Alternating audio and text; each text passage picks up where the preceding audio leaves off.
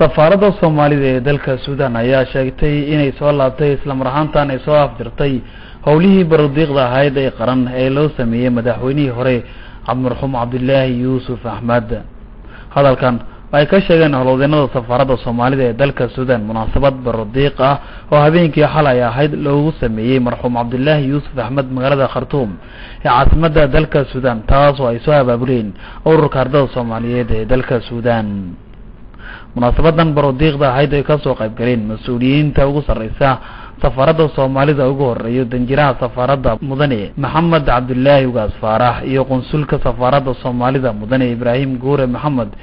iyo qaybsanaha safaaradda Soomaalida dhanka waxbarashada mudane Cabdiqaadir Maxamuud Cali Guuline takaatiro aqoon-yahano iyo ardayda jaamacadaha ka barata dalka Suudaan ayaa waxa inta badan looga hadlay taariikhda madaxweynihii hore ee Soomaaliya marxuum Abdullaahi Yuusuf Ahmed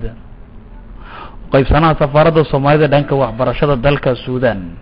mudane Cabdiqaadir Maxamuud Cali Guuline oo halkaasi hadal ka jeediyay ayaa sheegay in habeenkan ay soo afjarayaan ayna soo laabayaan gogashii tacsiideed ee marxuumkii geeriyooday loo sameeyay isagoo xusay in muddo toddobaad ah ay fiirsaneed gogashan ayna habeenkan ay ku beegan tahay habeenkii uu geeriyooday madaxweynihii hore Cabdullaahi Yuusuf Ahmed oo ahayd habeen Jimco ah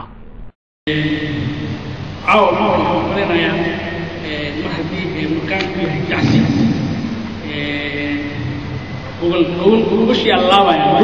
ما تغير ولا ولا وش التعسيدة حق السنة أسبوع وحده معنا وده عبد الله يوسف الله من حديثه خد انت جمعها عاوة جمعها كوري ودي أسبوع عمرك يسوي لما حاول في السنة كل أوفيس الدول وضد قضية التعسيدين يعني وحن ما عندنا يا ما كنا لسه حديثه ونوجد تعسيد غيري كنت من مدحوينها في الصومالي طبعا أقف فربنا درسوا حيري أقف فربنا وهذه حالة هاي مرضي هذه حالة هاي مروق هذه حالة هاي تبنا بحث عن الصومالي والسودان وتمكن وتمتلك مركز ذكي درسوا حيري ومدحلنا تعسيدنا وحوايا عوايا صدق جميلين sidoo kale halkaas waxa ka hadlay mas'uuliyiin aad ugu sareyso waxaan ugu dambeyntii hadalka halkaasi ka jeediyay safiirka safaaradda Soomaalida ee dalka Suudaan mudane Maxamed Cabdullaahi Ugaas Faarax ayaa isagana ku amaanay Abdullaahi Yuusuf Ahmed in uu ahaa nin go'aankiisu aad u adag isla mar ahaantaana hadafkiisa jecel inuu gaaro safiirka ayaa ku baaqayda Soomaaliyeed dalka Suudaan wax ka baratay inay ku daydaan madaxweynihii hore ee Soomaaliya sida uu go'aan adkaa loona baahan yahay in ay ardayda ku go'aan adkaadaan waxbarashadoodana meel dhexe aysan ugu tagin iyagoo aan dhamayn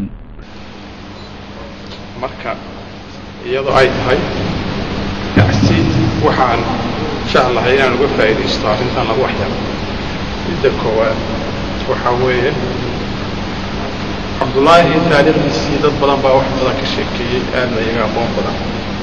laakiin waxyaabaha aan hadda aad u xasuusto aan filayo inaad ka wada faa'iideysan karto wuxuu ahaa nin yani hadaf